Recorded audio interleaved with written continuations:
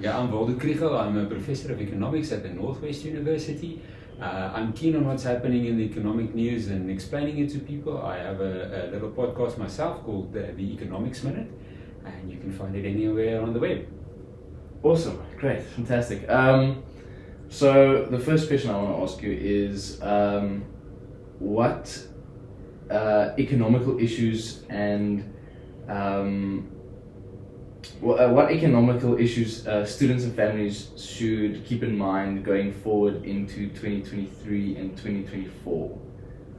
So, Keegan, I think it's a story of what's happening in the broader economy. So it's literally a very interesting time if you're an economist. It's a terrible time if you're a consumer because we haven't seen inflation like this in many years. Prices are high all over the world and interest rates are high, and that's dampening consumer prospects everywhere. The IMF has a little report where they say next year is going to seem like a recession to many people, and with very high prices and slow growth of the economy, which means that your income is going to remain the same, but it's going to buy less, and the prospects of getting a good raise or getting a bargain somewhere are going to be more limited than they've been over the last number of years. So it's tough times for consumers in at least the first half of next year. That's not good. But what do you think, just to build on that, the consumer side of it, what do you think the petrol price and the food prices, since it's going up due to inflation, what's that going to hold for the basic student and the basic person in South Africa? I think it looks like those big commodity prices are increasing at a slower rate. Because the world economy is growing slower, there's just less demand for fuel, and the demand for food has shifted a bit. So those international contracts, if I can put it that way, you don't see it in the shops yet, but traded on international markets, those prices are increasing at a slower rate. So yes, there's some relief coming in that sense. But it's still going to be tough. These prices are not falling yet. The petrol price maybe will see some reductions in months to come, but that's tricky because it's also linked to the rand-dollar exchange rate. And the rand hasn't been strong in the past couple of months, and the result is that like this month, the petrol price went up a little.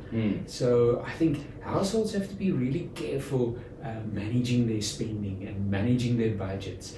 Students in particular are on a relatively fixed income. You can't say, I'll just go out and make more money. If you're on a fixed income and the buying power is decreasing, that makes for tough times and tough choices.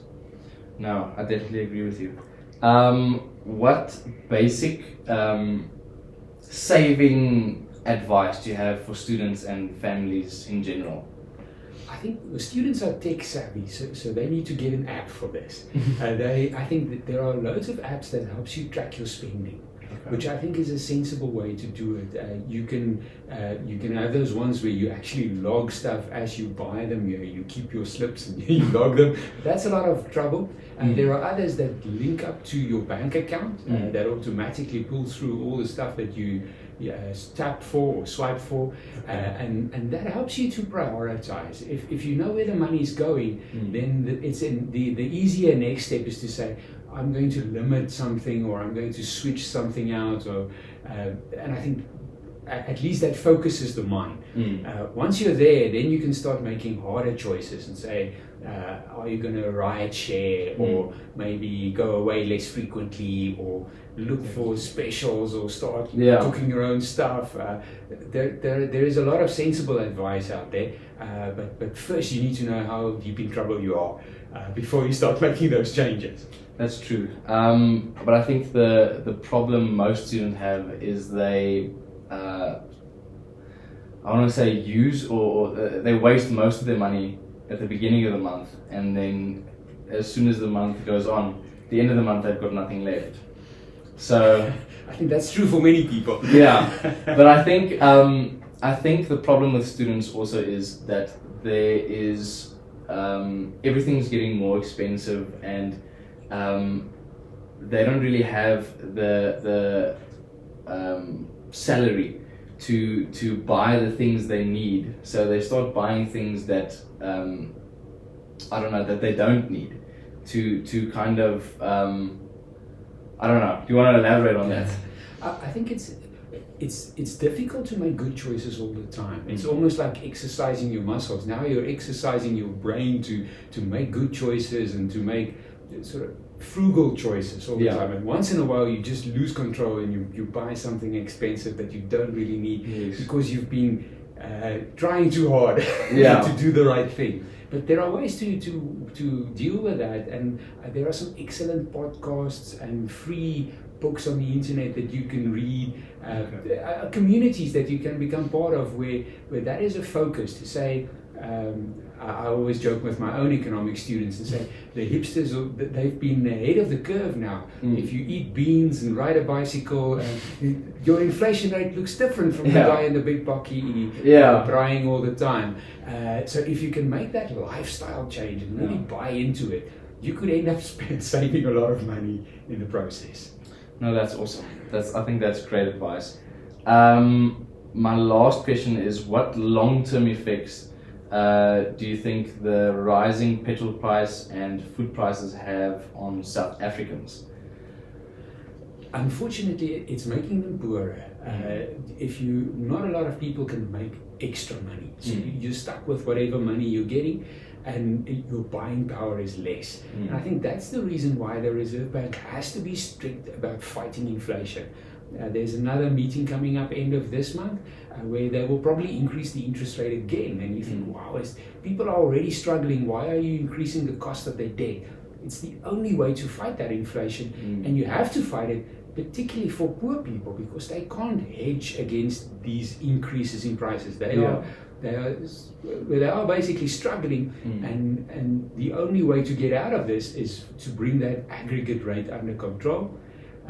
Other sort of policy stuff that helps people are unproven across the world. No one's has a better plan to support households, and I think our COVID SRD grant, the 350 rand, is about as good as the policymakers can do.